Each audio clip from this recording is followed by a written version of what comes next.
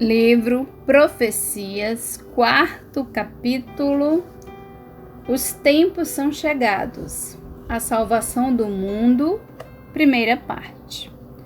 Digníssimas autoridades, senhoras e senhores, meus amigos, os tempos são chegados. É o tema que vamos desenvolver nesta palestra.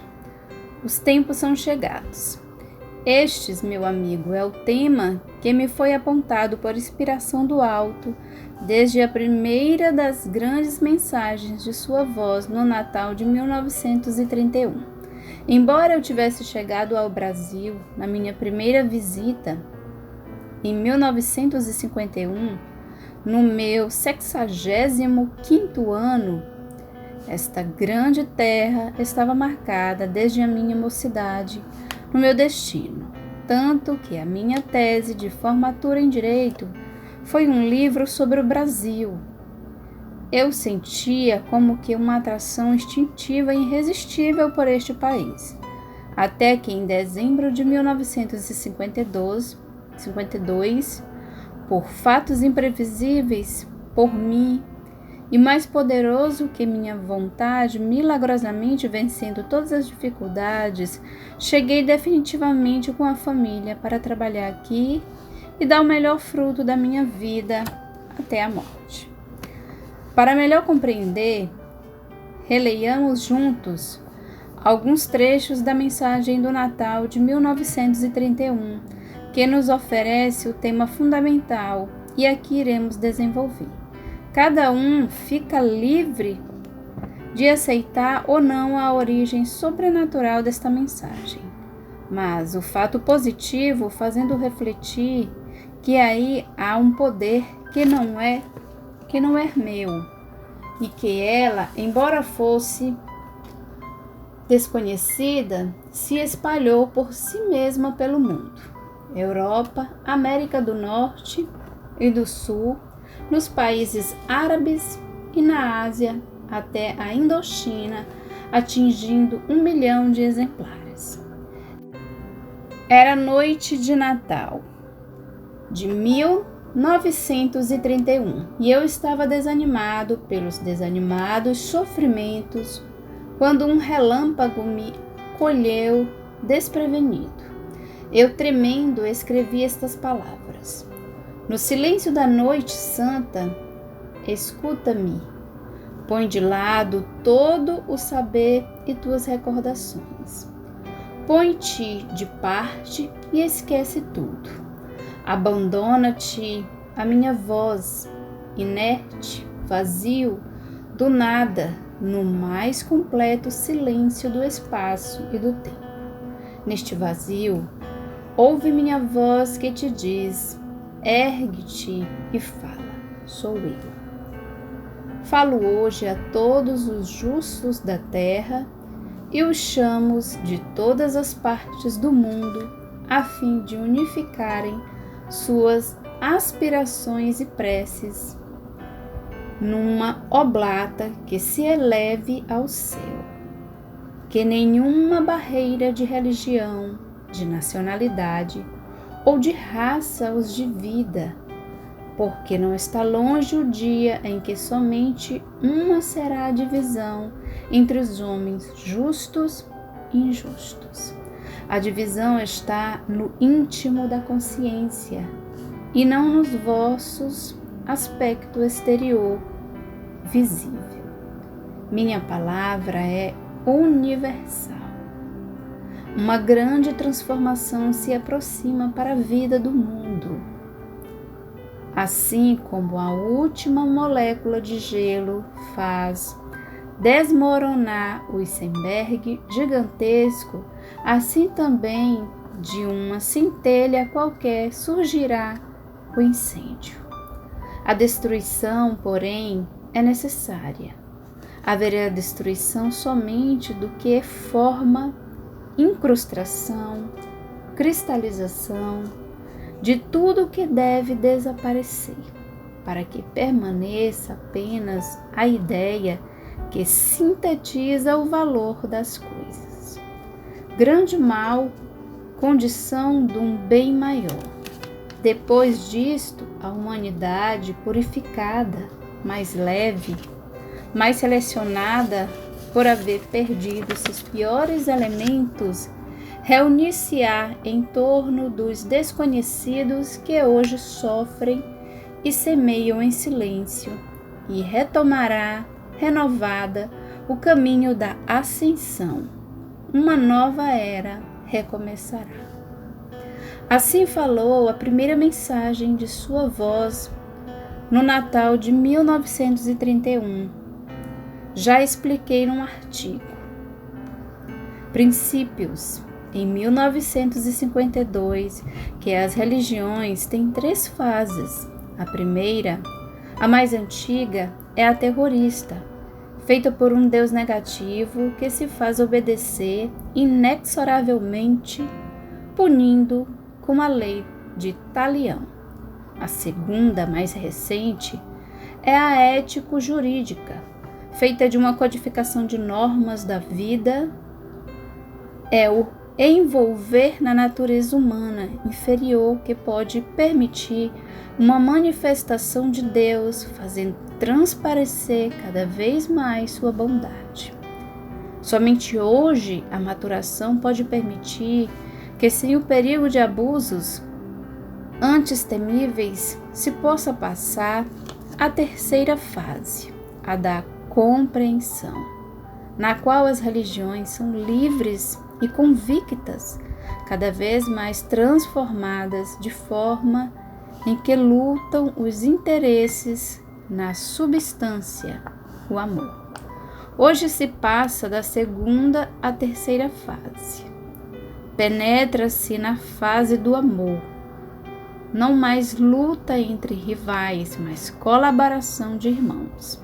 Brevemente o mundo se organizará sobre um princípio que não será dado por um imperialismo religioso, isto é, pela vitória de uma religião que por absolutismo se imponha a todas as outras.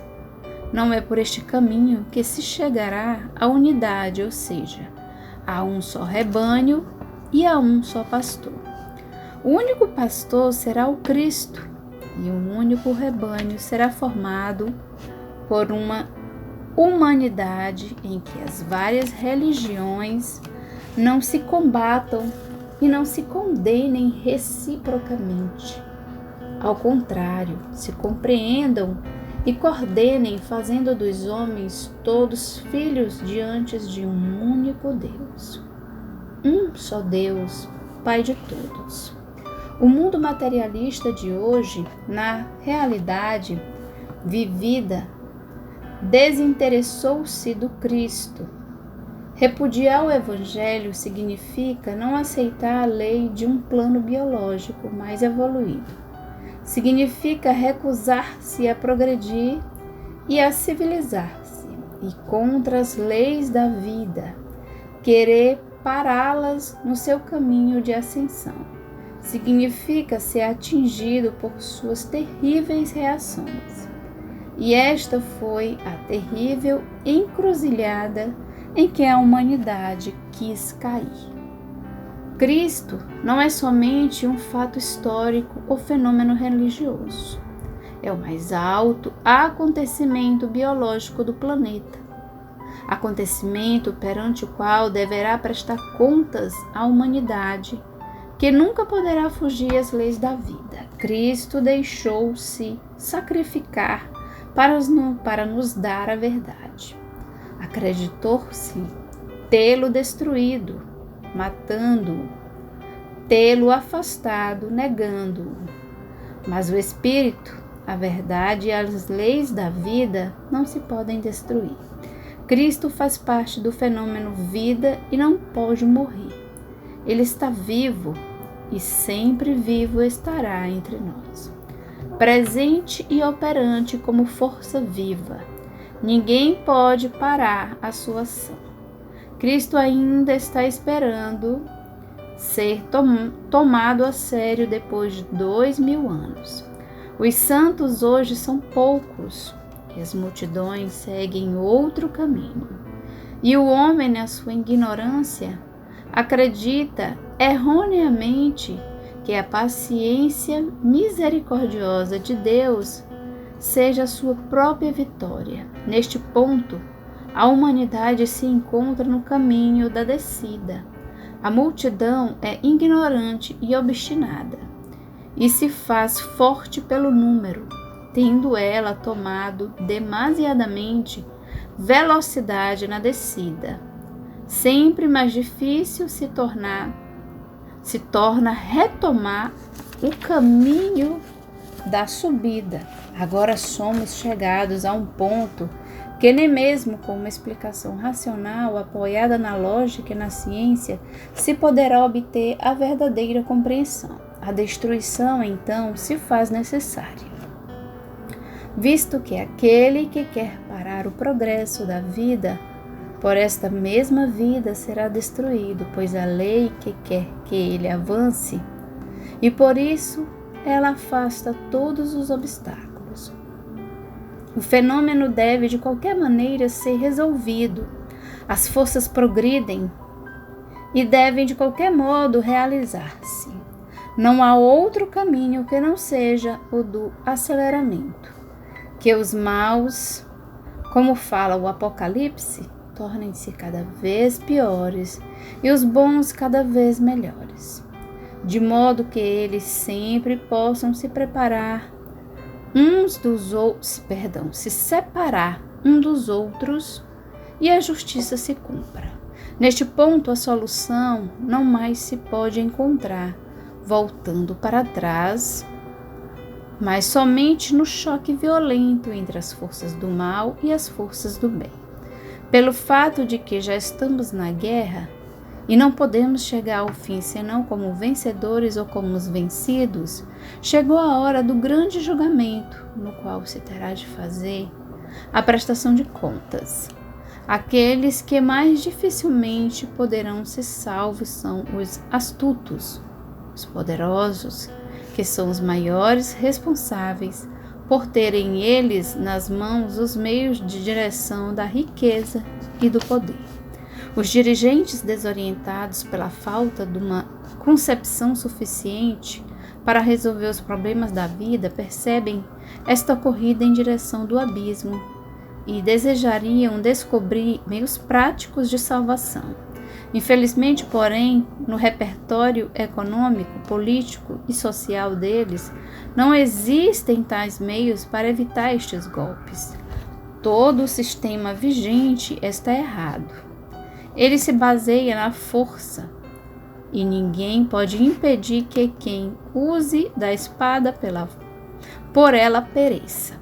O nosso mundo somente confia na força e, portanto, não pode merecer a intervenção de poderes superiores para a sua defesa. Ao contrário, ele os renega com seus atos. E quem não tem senão a força não pode prescindir dela. Ela guia a destruição porque o choque é inevitável. Ele é uma consequência necessária e fatal do sistema hoje vigente no mundo, que fica assim inexoravelmente preso na sua própria armadilha, sem possibilidade de saída. Tudo isso é consequência do grau de involução no qual o homem atual se acha, porque ainda se encontra no plano semi-animal. Quantas vozes espirituais se levantaram, quantos martírios se sacrificaram para que o mundo o envolvesse. Mas o homem continua pertencendo ao plano biológico do animal. Por isso, ele deve aceitar as duras leis deste plano. Mas, desde que neste ponto ele já demonstrou não querer envolver, a maioria que pertence a este tipo biológico poderá ser afastada do planeta, de modo que este possa progredir por intermédio dos poucos evoluídos que pertençam a um plano biológico mais alto. Tudo isso acontece automaticamente. Isto porque a concórdia e a organização são condições dos evoluídos, enquanto que o separatismo A luta e a desorganização são qualidades dos involuídos, de modo que estes são guiados pela sua própria natureza e sistema, para serem eliminados, exterminando-se uns aos outros. Não é um fato de que o mundo continua se armando, porque não mais acredita nas armas. O que pode acontecer neste mundo assim feito, senão destruição, quando, com o sistema vigente de força, os problemas não podem mais ser resolvidos senão pela força, quando nenhum outro modo tenha para sobreviver, senão se constituindo com os mais fortes, porque o primeiro sinal de fraqueza de uma das partes, a outra estará pronta ao assalto para destruir. Não é esta a lei de muitos de nossos atos? Hoje o mundo é uma gigantesca corrida de lutadores egoístas, cada um procurando aproveitar o máximo possível do seu próximo. A melhor habilidade nos negócios e na política é muitas vezes julgada ser aquela de saber enganar e expoliar o próximo. Os métodos modernos são muitas vezes uma sobrevivência dos antigos modos de pilhagem, de rapinas, de destruição dos fracos. Pois bem, há entretanto uma lei de progresso que nos impulsiona para a civilização. O que quer dizer que é preciso acabar com tudo isso até serem afastados todos aqueles que demonstram não serem acessíveis a esta forma de vida, e que estes seres não estão isolados somente numa nação particular, mas em todas as nações do mundo. Há muitos inocentes e muitos culpados. A culpa está distribuída por toda parte, de modo que mais ou menos muitos deverão pagá-la, e o próprio sistema deles os levará a um recíproco choque fatal para serem destruídos uns pelos outros. Sejam vencedores, sejam vencidos. O mundo na prática não acredita em Deus, os fatos é que valem. Faz-se muita questão de ortodoxia, de princípios, mas pouco daquilo que mais importa, isto é, a retidão das obras.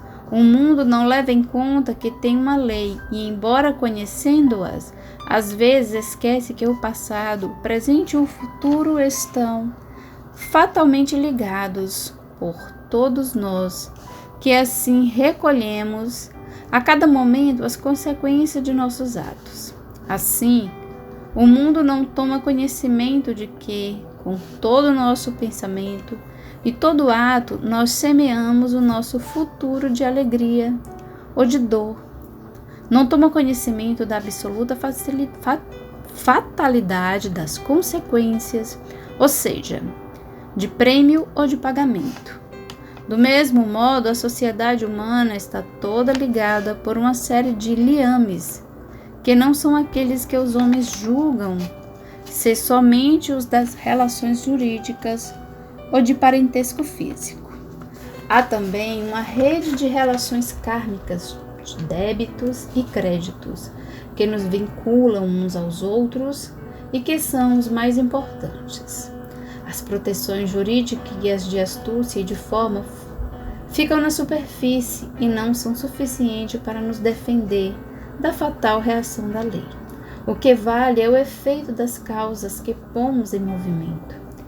Quem inevitavelmente ganha, também devedor fica, e por conseguinte terá que pagar, e poder legal ou humano algum poderá impedi-lo. Quem foi injustamente explorado torna-se credor e fará jus de sua compensação. Quando se constituem relações desta natureza no destino de vários indivíduos, Os liames permanecem até que as contas sejam solvidas, entregando a cada um aquilo que foi de seu direito. Assim, o vencedor, que acreditou ter triunfado, deverá cair aos pés do vencido. Se o homem pudesse compreender uma lei assim tão simples, toda a estrutura social tornar-se-ia diferente. O homem atual, muitas vezes, acredita ser inteligente quando consegue defraudar a lei de Deus. Mas como pode acreditar seja possível defraudar as leis da vida? Isso é loucura, mas o homem é míope e ignorante. Ele fica satisfeito com o sucesso imediato. E depois? Para a grande maioria, isto é uma neblina de mistério. O sucesso imediato deixa-o ter conseguido enganar o próximo e a lei. Entretanto, ele somente conseguiu enganar a si mesmo. E olhando para os outros somente por fora, ele acredita não haver justiça no mundo, por ver os maus triunfarem e os justos serem enganados. Mas ignora que a vida continua e que não pode julgar somente pelo breve espaço de uma vida terrena. Depois vemos nascer tantos desventurados e não sabemos por quê. Assim, aquele que acreditou vencer, pelo contrário, perdeu e, acreditando enganar o próximo, não enganou senão a si mesmo. Podemos falar assim não porque nos baseamos sobre a doutrina desta ou daquela, mas porque estas conclusões foram obtidas através da observação dos fatos e conduzidas na forma científica positiva, como temos alhures demonstrado. Assim, o homem louco vai criando para si um destino de dor. Ele é o arquiteto do seu próprio futuro, com a sua própria avidez. Ele cria a sua miséria, com seu orgulho e sua humilhação, com a sua prepotência, a derrota. Trata-se de uma lei de causa e efeito, de continuidade, de equilíbrio, que é confirmada por todas as outras leis que a sustentam e que são, por nós, conhecidas no mundo físico e dinâmico. Esta teoria é a que mais concorda com tais leis. Ela poderia renovar o mundo. Hoje, o homem está enlouquecido pelo sucesso e faz consistir seu valor na aquisição e no acúmulo da riqueza, sem dar importância aos meios usados. Vencer é o grande sonho, seja de que maneira for, pois o vencedor é sempre admirado. Mas no alto não há uma lei de justiça inexorável. Os débitos devem ser pagos. Quem faz o mal receberá. Quem faz o bem, a ele fará jus. Podemos semear livremente, mas depois o fruto será fatalmente nosso. Então, para que serve o triunfo efêmero do mais forte contra o mais fraco? Quem ficou de definitivo de todos os triunfos registrados pela história?